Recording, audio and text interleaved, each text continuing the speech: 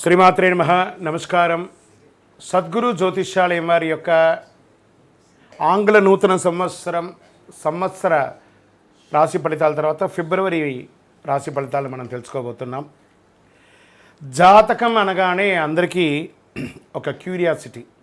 ఈ నెల నాకు ఎలా ఉంటుంది, వ్యాపారం ఎలా ఉంటుంది, ఉద్యోగం ఎలా ఉంటుంది, ఆరోగ్యం ఎలా ఉంటుంది, అసలు నా పరిస్థితి ఎలా ఉంటుంది, అసలు జాతకాన్ని నేను ఎంతవరకు నమ్మొచ్చు, జాతకంలో విశేషాలు ఏంటి అంటే ఇక్కడ వచ్చి గోచార గ్రహస్థితుల్ని దృష్టిలో పెట్టుకొని అన్ని వర్గాల వారిని లెక్క వేసి, ఇది వచ్చి ఒక ప్రామాణికం అన్నమాట. ఈ లెక్క వేసి ఏ గ్రహాలు ఎలా ఎలా ఉన్నాయి, వారి యొక్క ఫలితాలు ఎలా ఉంటాయనే దాన్ని లెక్క వేసి చెప్పడమే ఈ యొక్క రాశి ఫలితాలు.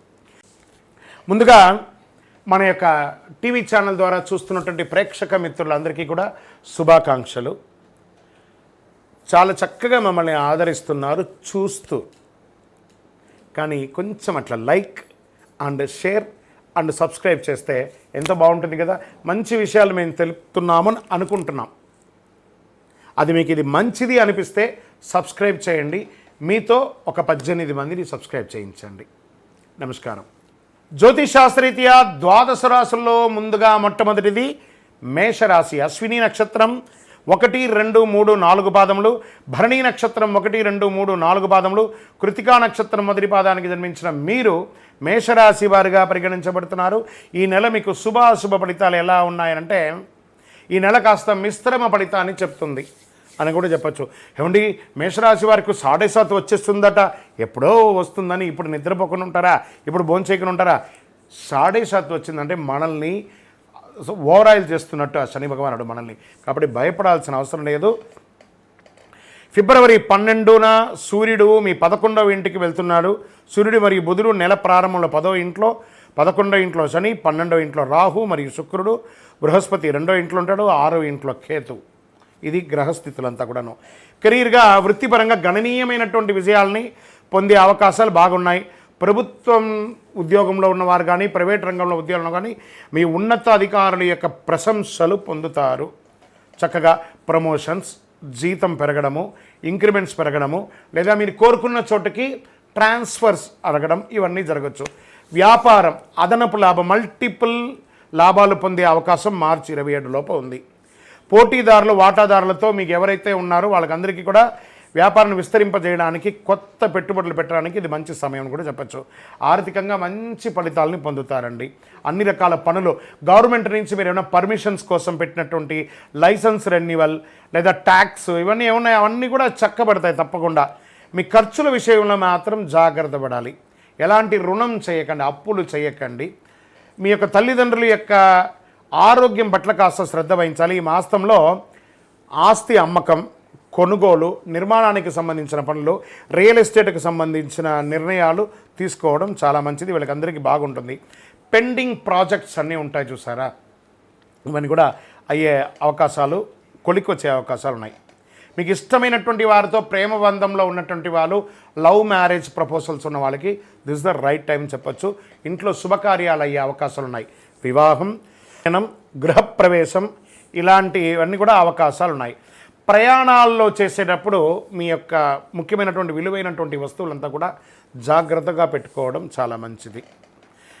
వివాహితులకి, చక్కగా వివాహమైన వారికి సంతానం సకాలంలో అవ్వడం, వివాహం కాని వారికి మంచి మంచి సంబంధాలు రావడం. ఏమంటే మాకు నూతన ఉద్యోగం కోసం ప్రయత్నం చేస్తున్నామండి, తప్పకుండా అది ప్రైవేట్ రంగంలో కానీ ప్రభుత్వ రంగంలో కానీ మీకు ఉద్యోగం వచ్చే అవకాశాలు ఉన్నాయి.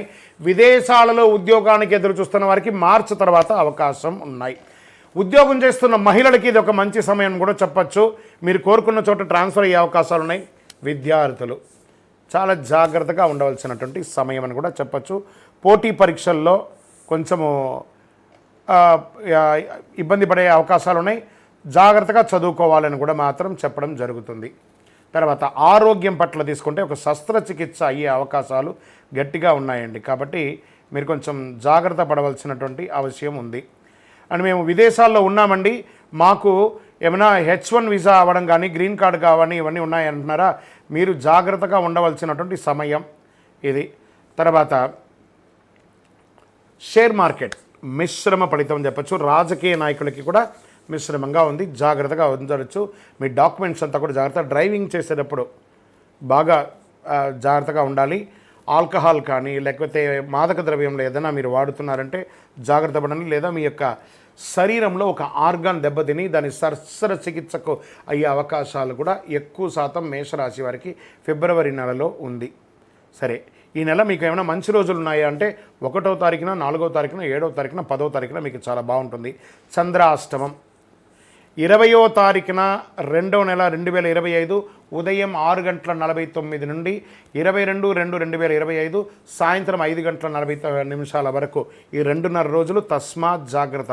సంతకాలు పెట్టేటప్పుడు జాగ్రత్త, ఎదుటి వాళ్ళతో మాట్లాడేటప్పుడు జాగ్రత్త, వాహనం నడిపేటప్పుడు జాగ్రత్త. చంద్రాష్టమం అంటారు. మరి ఈ నెల మాకు అదృష్ట సంఖ్య ఏమైనా ఉందా అనుకుంటే 2, 5. అదృష్ట రంగు ఏదైనా ఉందా అంటే పింక్ కలర్, ఊదా రంగు మీకు కలిసి వస్తుంది.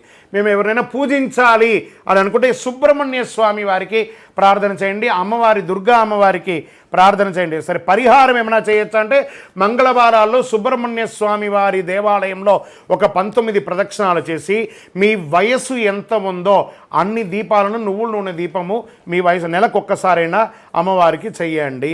తర్వాత గణపతికి గరిక ఉంటుంది కదా, ఆ గరికను జిల్లేడు పువ్వుతో మాల వేయండి, బాగా ఉంటుంది.